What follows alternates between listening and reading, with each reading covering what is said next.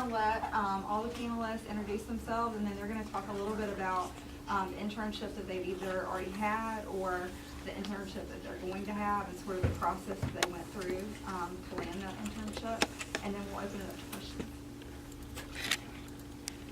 Yeah, so I guess I'll go first.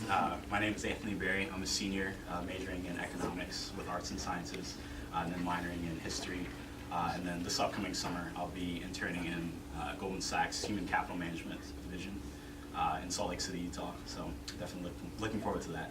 So I can answer more questions about the application process more so than the internship itself.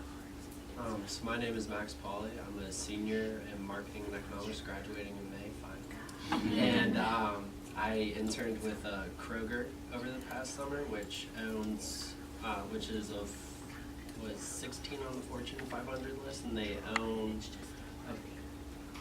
I believe it's 9 different grocery chains along with their Kroger brand. And I will be working for Macy's starting June 12th in New York City. My name is Taylor, and I'm a junior and a half, graduating a semester early, so December 2017, majoring in marketing with a double specialization in sales and management communication. And last summer, I interned with the PGA of America, so running tournaments from the ground up with PGA professionals across Louisiana and Mississippi. And this upcoming summer, I'm going to be working at a golf course, running their marketing department and pro shop in hopes of following suit when I graduate with them, doing the same thing full time. All right, so I can talk a little bit about what I did this past summer. So first of all, getting an internship was the most stressful thing I ever did, but it was the best thing that I ever did. I went through about 60 interviews last year and got 1 job offer. Didn't have my job offer until March 2nd, so we're not even on the 1-year anniversary. But I went into merchandising. Had no clue what merchandising really was. I knew it was something about using numbers and selling things. I knew that. And I was put on the cosmetics team. And for the first week, my hiring manager was not in the building. So I didn't know what I was doing. So I just went around and asked people questions until they said, "Oh, have you started on your project yet?" I said, "Oh, I have a project."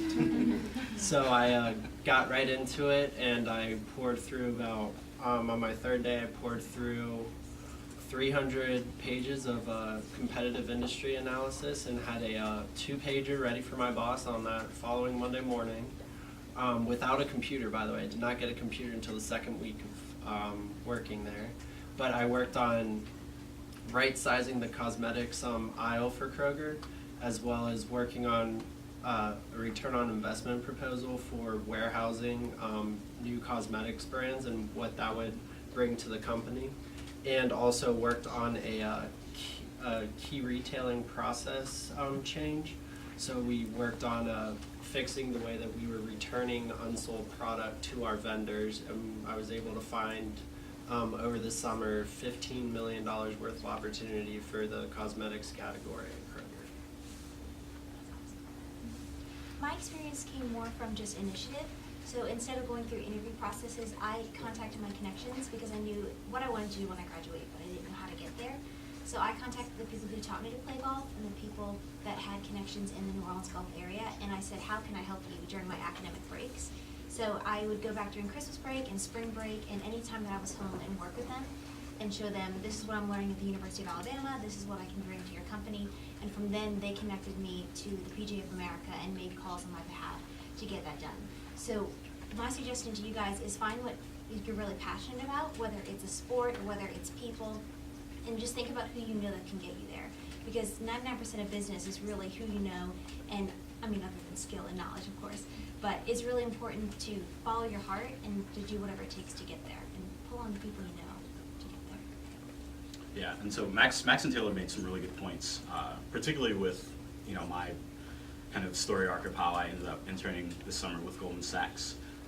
So my freshman year I actually started off in political science, and then through a roundabout way kind of decided to major in economics towards the end of my sophomore year. And towards the end of my sophomore year, I put in, I'd say maybe around 5 internship applications, and got rejected from every last one of them. But I think what I learned in that process was I had different experiences and different things that I was doing. So for instance, I studied abroad for a year in England.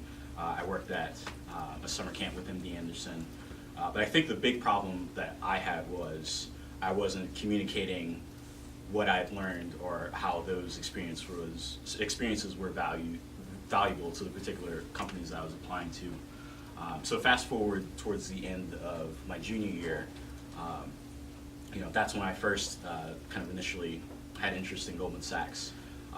I think they had an info session here on campus that I actually wasn't able to make it to, unfortunately. But through different people in the Honors College Department, people here in the Culver House Career Center, I started kind of making a plan as far as for once applications opened up late July, early August, that I was going to do my best to apply there, apply to a few different other places, and just see what happens.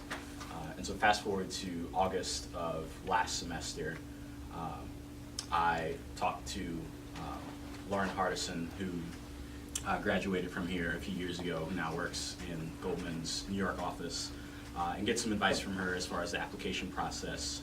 And then fast forward to the end of September, beginning of October is when I put in my application. And so specifically for Goldman, the way they do it is the applications open up towards the beginning of the school year, late summer, and then depending upon what division you're working in and which office that you're applying to, they have several all across the country. So New York is obviously the biggest one. Salt Lake City, which is where I'll be working, is the second biggest one. And then there's offices in Chicago, Dallas, San Francisco, etc. So depending upon which office you're applying to, what division you're applying to, the time frame can look a little bit different. But for me, I had my application in towards the end of September, and then heard back about a month later for an initial online interview.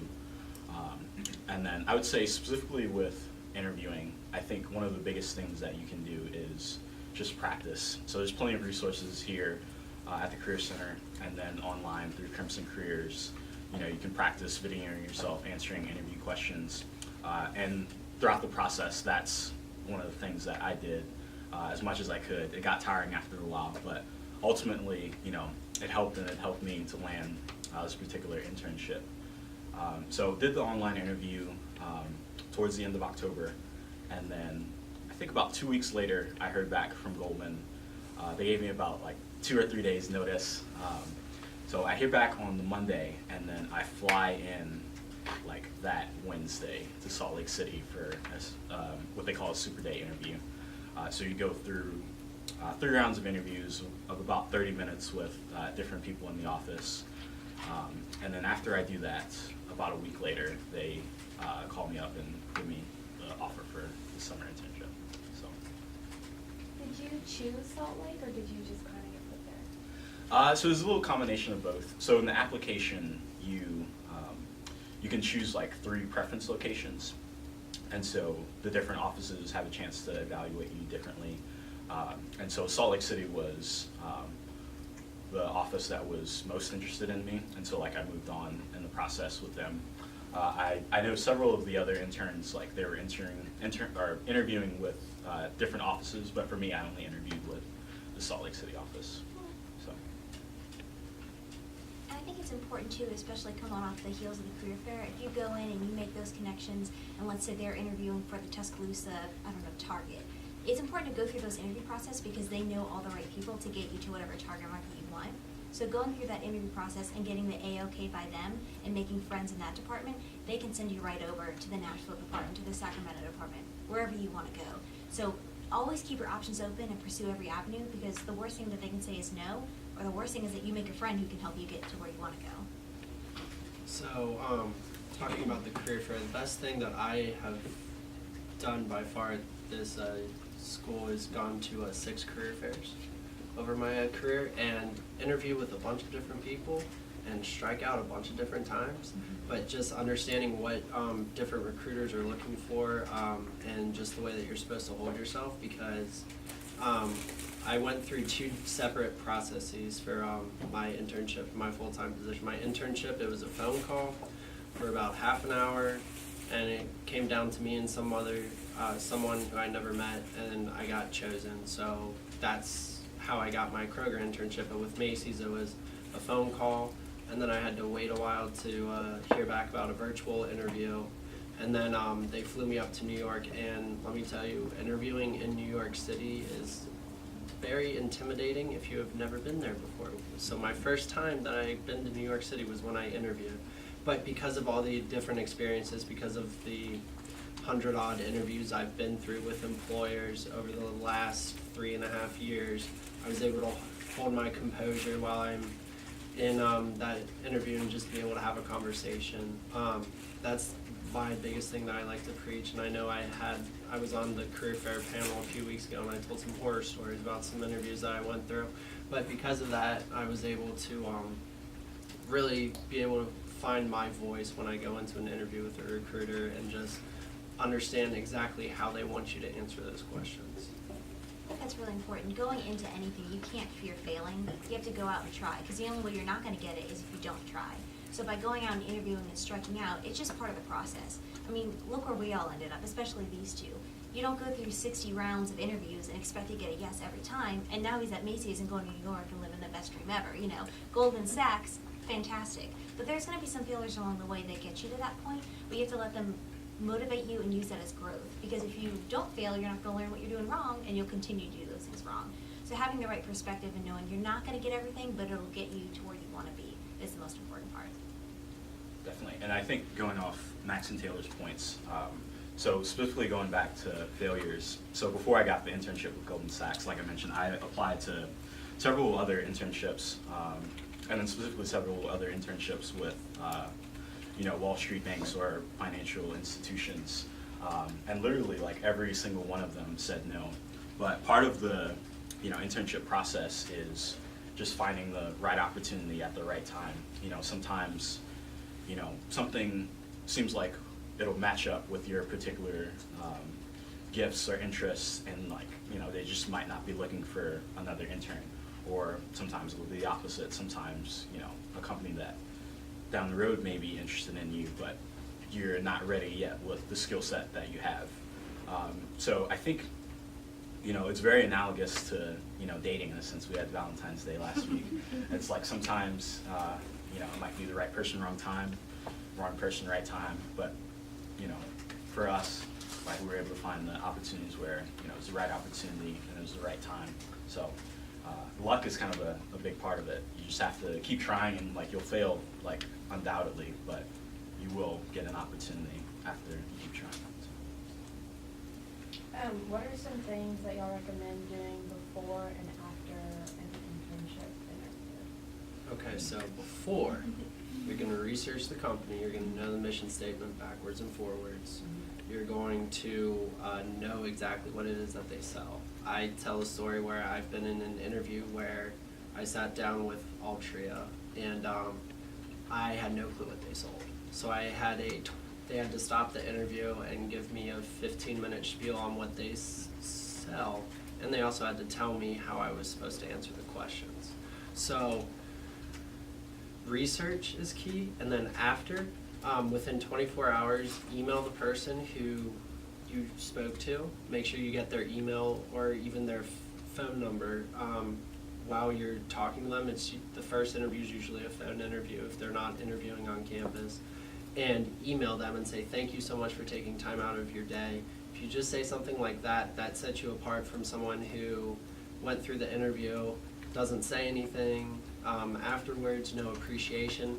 Sometimes those little things are the things that companies are looking for, because they want someone who's going to take initiative, who's going to go above and beyond the call of duty. And just that little thank you so much for your time today. I hope to speak to you soon. That does a world of difference. That probably got me my final interview in New York City, because I don't think I did that well in the virtual interview, but I did thank the recruiter who emailed me and the person who was my HR specialist walking me through every step of the way. Thank you for the opportunity. I really enjoyed talking to you today. So just that. And depending on the timing, is when you'll hear back. So a lot of times it can be 2 or 3 days, or it can be 2 or 3 weeks. It just depends on what their hiring cycle is like. So don't be discouraged if you haven't heard anything back, but just kind of keep a lookout for that email.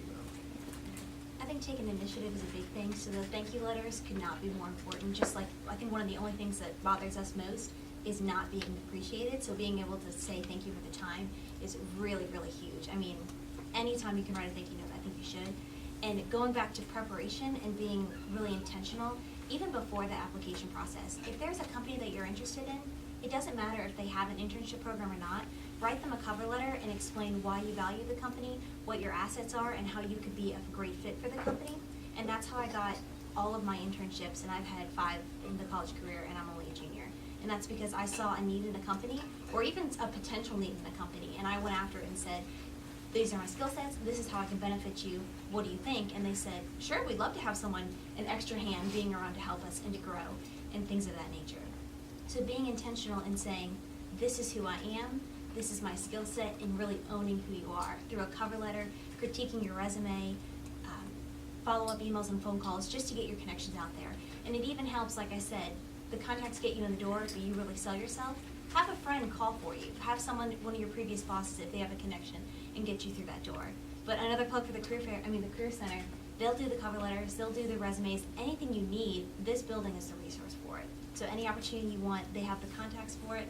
Anyone in the office can say, hey, they took the initiative to really come in here and want this internship, you should keep a close eye on their application, and things like that. So whether it be the foot in the door, the resume, the cover letter, it all happens in this building. Yeah, and so specifically, I think going to resumes, for me, like, going back to one of like my biggest problems with, when I was getting those rejections, was sometimes it'll be like a little thing in your resume. So for example, there was a program that I'm a part of called Swipe Away Hunger. Like on my initial resumes, it was kind of like just a little footnote towards the bottom. But then, after talking to different advisors here in the Career Center and talking about the different job opportunities, the idea came of, hey, like actually maybe you should make this a bigger section in your resume. And then fast forward, like when I had my interviews with Goldman, that particular thing on my resume was what impressed them the most. So I'd say, kind of like Taylor's point, like be very intentional with, the very basic thing like your resume, and like making sure that it's tailored to the opportunity that you're looking for. And also, look at the job description very carefully and look at what kind of skills they're looking for. You may have never been in a position that they're offering, but you may have the analytical skills that they're looking for and the personable skills that they're looking for, and you can just talk about your experiences that you've had a time where you've used those skills, because those are going to be the interview questions that they ask you, if that makes sense. And again, really just own who you are. You're coming into an internship. They're not expecting you to be the expert with the PhD, knowing exactly how to do their job better than they do. They're looking for someone that they can train, who's personable, and who has the already pre-developed skill sets that they can just go ahead and tweak a little bit. So for instance, don't be afraid, like he said, to have 100 resumes and just to have each one a little bit different. So for instance, like if I were to go apply to Regents, I wouldn't put on every single resume that I worked on a class project with Regents. Like I wouldn't tell the PGA of America that necessarily, or Target if I didn't have the space. But I would make sure that at the top of my resume, I had that Regents project, because it really emphasizes the fact that I care about their company, I care about the projects, I understand what's going on. And while I may want that on another resume, it's very, very important to have it on the Regents resume. So don't be afraid to make hundreds of resumes and make sure that they're all tailored, and really just own who you are, because y'all are fantastic. You wouldn't be here, you wouldn't be going after these great interviews and internships if you guys weren't prepared for it. So just show them how great you are and let that resume show it. Yeah, I'd say, just to reiterate the point, like half the battle is just the preparation, Mm-hmm. like making sure that, you research the company, making sure that your resume is tailored to the specific position, knowing, what that position entails, given the whatever information the company has on their website. Like, know as much as you can going into the interview to where, you're at the level where you're confident enough in both yourself and then that you bring value to whatever position that you're applying for. So, and then sometimes going back to Max's point about, you know, companies looking for different skills, not necessarily, you know, a stock person for whatever job. For me, before I got this internship with Goldman, you know, I kind of had like an unconventional route. So my first summer after my freshman year, I worked in like a shipping business. But from that, like I had the applicable skill of, you know, working on a team, working under deadlines. And then the last couple summers I've worked at summer camps. You know, so working under stress, working, having to solve complex problems with other people. So like sometimes you have to kind of think outside the box to apply different skills for whatever position that you're looking for. But you know, if you in your head can weave together the storyline and convey that to whatever employer that you're looking at, like that'll make all the difference.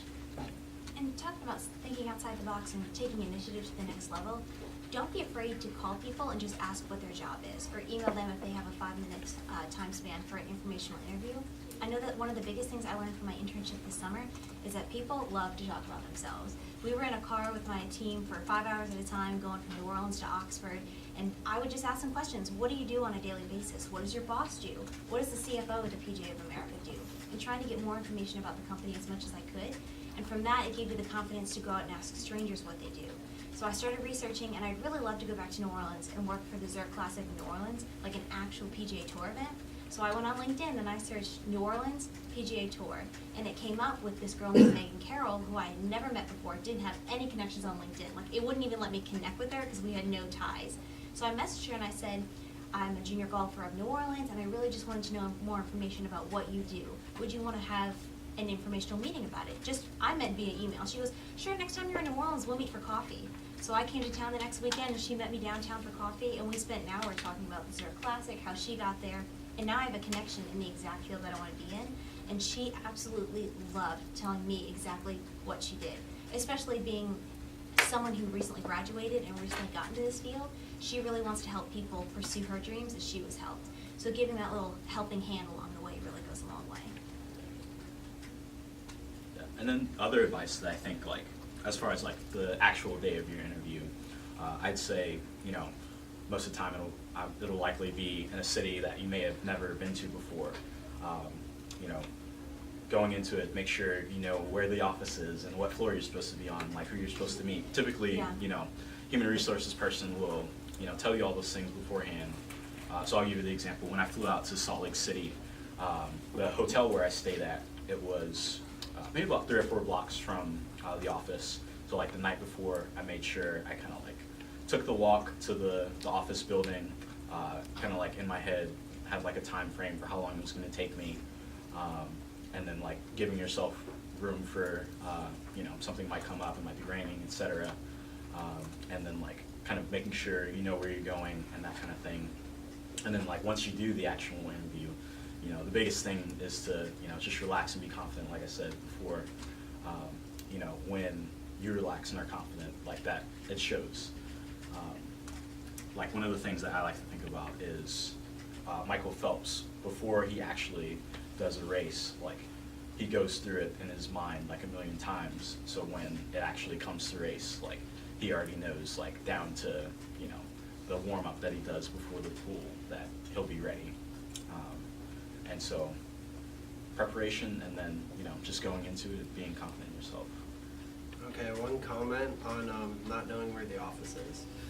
So, in New York City, I had gotten to the hotel early, and I was kind of exploring the city a little bit. It was a 2-day interview, and the first day was that I left the hotel about 25 minutes earlier than I needed to, just make sure I got there in time. Well, the building for Macy's doesn't necessarily say Macy's because they have 4 buildings that you could work in, and the building that does say Macy's is just the Herald, not just the Herald Square, but it's the Herald Square store, which is like the flagship location for them worldwide. So, and the building that I was looking for was under construction, and it wasn't numbered correctly on the streets. So I went into the Herald Square building, went on every single floor, asked people where am I supposed to go, and they thought I was there to interview for a position like a store associate. And then I ended up going into a random building, asking the doorman where I was supposed to go, and he said, "Oh, it's on the other side, on the other street." I said, "All right." So I showed up about 2 minutes before I was supposed to be there, and that makes me very nervous because I like being early to everything. But that is key. If you can find a way to stay there the night before, they wouldn't let me stay there the night before, so they were paying. So. Yeah, just make sure you know exactly where you're going, because that was a fun time for me. I think first impressions are so important, so coming in and being there 15 minutes early, being relaxed, being able to look over your notes one more time. Because you know everything about yourself, but when you're nervous, sometimes you forget most of the important factors that you need to be talking about. So giving yourself time to breathe, to not be overwhelmed, not be hot and sweaty from running from the car, really makes a difference in your demeanor when you walk in. And it makes a difference to the receptionist when you walk in 20 minutes early, relaxed and calm, just sitting, chilling, talking to her, making conversation, as opposed to running in saying, "When's my interview? I'm here, let's get this done." Because those are sometimes the most important people you need to impress, because the bosses will go to them and say, "So how did they act in the front room? Did they respect you? Did they disrespect you? How much did they show that they cared about it?" So just making sure that you're as prepared as possible, taking a walk through. I don't think there's ever been any meeting my dad's ever been to that he didn't take a drive and make sure he knew exactly where it was and timed it down to the minute. And then in Max's case, anything and everything that can go wrong probably could go wrong. I mean, I don't know what other things could have. Well, I was there the following morning, which was the main interview day. The first day was like informational interview. We were able to ask all of our questions, and then the following morning was a Friday, and we had 5 hours worth of interviews. And I got there half an hour before anybody else did that time, because I knew exactly where I was going. So, but yeah, it was good times. Also for interviews, make sure you have at least 3 or 4 questions planned to ask your interviewer. They really want to make sure that you've done some sort of research and that you're very interested in the company that you're looking for. And be respectful, but don't be afraid to not push some lines, but you want to show that you're interested in the company, even if it means the negative side effects. So like, I went into an interview with Target last week, and I don't know, y'all can tell me, I don't know if this is right, but in my hometown, they just started closing down all the anchor malls. And Target just moved in to be another anchor, and so I asked them, how are you guys combating the fact that all the anchors are now leaving the malls and leaving your store as the only associate to really anchor down that mall? And what are you doing to combat the recession and all these issues? Just show that you have an interest in the company, you want to see what they're doing, what you can improve on, offer a suggestion. I think that's really important too, to show that you not only have done your homework on the job position and the company, but that you're ready for the job, so much so that you could start right now and say, "Here's what I'm doing," and say that you've got a plan for their marketing, or you've got a plan to improve their merchandising.